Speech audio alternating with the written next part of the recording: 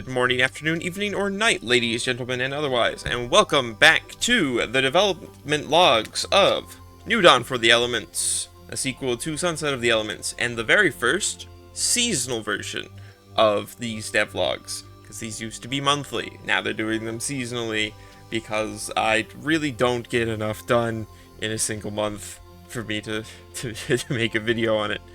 But I do have some good news today. Really, there isn't anything revolutionary being added to the game at the moment. It's a lot of minor updates, but a lot of progress being made. But I do have some notes about the development that I want to share with you all today. So first of all, I've come to the realization in this past couple weeks or so that I am secretly making 3 games into one game here. I don't know if I've disclosed this as of yet, but New Dawn for the Elements has 3 plots as its structure. And Chapter 1 was the start of the first plot, involving the town of Friend, the desert area, Christopher, Alex, and Quicksilver. Chapter 2 now is involving an entirely separate cast of characters in an entirely separate part of the world, which means I have to make entirely different assets for the protagonists, the antagonists, yada yada yada. So yeah, that's the plot structure, and I'm gonna have to do this again for Chapter 3. So these first 3 chapters, which would be about the most of the length of Sunset of the Elements, it's just the start of this game, and it's gonna take me a while because I have to make most of it. As for the progress in Chapter 2, allow me to show you a bit of what I've got going on here. So this here is a mansion. This is a mansion where our protagonists here for Group 2 are forced to work at for the start of this story, and they will be leaving here. So yeah. This entire setting, all of these maps, are only going to really be used here in Chapter 2. This is another thing that's very difficult to realize about making RPGs, is that you make a lot of single-use stuff, which means a lot of effort doesn't ever see returns. You just kinda, you make it, and then you move on, and then you have to make the next thing, and then you have to repeat this over and over again.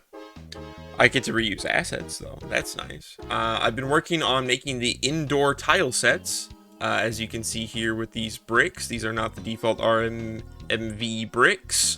The tables and a lot of the other stuff is still default RPG Maker MV stuff. I'm planning on keeping some of it. I'm not entirely sure where the line will be. I don't know. Don't ask me that question yet. I haven't quite hammered it out, because I don't know. But other than that, we have the initial town. So far, I have created the tutorial for the cooking system. That's great. In fact, I actually just kind of finished the tutorial section of the cooking section just about 30 minutes before recording this video. But because it's weaved into the story. A good chunk of the Chapter 2 story is the cooking tutorial that I interweave with just kind of revealing that the world that Group 2 lives in is very different from Group 1. Group 1 lives in this sort of wandering tradesman, craftsman, salesman type. That's who they are. Group 2, they're enslaved. Like, they are not in the same position in the least. They can't leave when they want. They can't go get meat when they want. Like, that's part of the story, is that he has to go get meat, but he can't get the meat because the meat isn't in place. Anyway, I'm not going to put too much in terms of spoilers in here. However, now that I'm done really kind of giving the updates, because really all it's been is I've been working on Chapter 2, I've been making maps, been making skills, been making assets, I've made a couple CGs. You guys will get to see those soon-ish. I had planned on making a speed paint video out of one of them, but I recorded the wrong screen with OBS as I drew it. So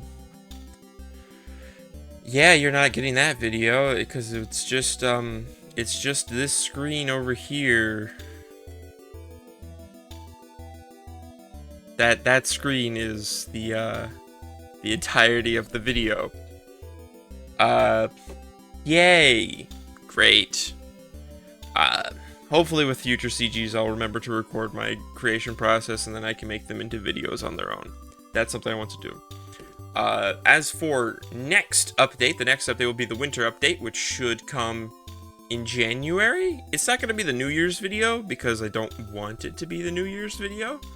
But there will be a video in January that will be the winter update. It might actually be February. Technically, February is the last month. I don't know. My hope at the start of this year was to have up through Chapter 3 finished. And, well, you can see how well that's been going. Because I'm only kind of midway through Chapter 2. Great. And there's going to be some serious distractions in this following season. I completely forgot about fall! I've been going off on a tangent. Can you tell I don't use a script for these devlogs? I completely forgot about fall. The fall ends in September? October? October. Yeah, it ends in October. I forgot the order of the months, too. I'm very intelligent, guys. I promise. And end of October, start of December will be the fall update. So that'll be fun. We'll see where we're at then. However, some notes for that is that August 16th is the start of the GMTK Game Jam. I plan on participating in it. Obviously, what that means is it means I'm not going to be working on this game at all. I can't clone myself. Sorry, that's all there is to it. Yeah, so all in all, that leaves us with just kind of waiting. I have to finish Chapter 2. I have to still make art assets for a few of the party members. I don't think I had... So I have Aldebrand and Ivor. They have art now.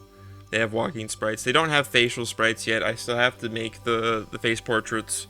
There's a lot of currently... Harold. Harold's image is currently used in a good few places. Ivor has an image. So I still need to work on Jonathan, Agony, and Dylan, who are all part of Group 2.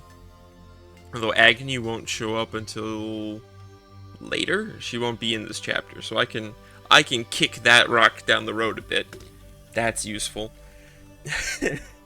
So yeah, I've got more sprites to make, more art. It's a lot of grind at the same things, because I've already hammered out the mechanics. The mechanics of shooting guns and cooking. Those are the two main special mechanics for Sunset of the Elements. Not Sunset of the Elements, that was the last game. New Dawn for the Elements. Those are the two new special mechanics that set it apart from other RPG Maker games. Is the shooting mechanic in combat, as well as cooking. And cooking is Aldebrand's thing. So, yay. It's not too special mechanically because I'm not very smart. I'll admit that flat out. I am not very good at making mechanics. I'm more or less in here as an artist and writer that can do things with computers and can do map design, but making unique mechanics is hard, and I'm not very good at it. I'm working on it. This is kind of still... This is what I intend to do with GMTK Game Jam, is depending on the theme, I will use it to try to push myself to do something unique, something that I haven't done before in RPG Maker. So I hope you guys are excited for that. There will probably be a video on that in due time, probably once the GMTK Game Jam voting process is going on. I'll probably make a video about the game that I made. So I hope you guys look forward to that. But until then, thank you guys for watching. I have been Marcus Future, aka the Timeline Man, and if you enjoyed this video, if you enjoyed hearing me ramble about my little RPG, first of all, thank you. Maybe consider dropping a subscriber duel or something. That'd be nice. All right. I'll see you guys next time. Hopefully we will have a significant content update to go for from there. And so stay safe out there.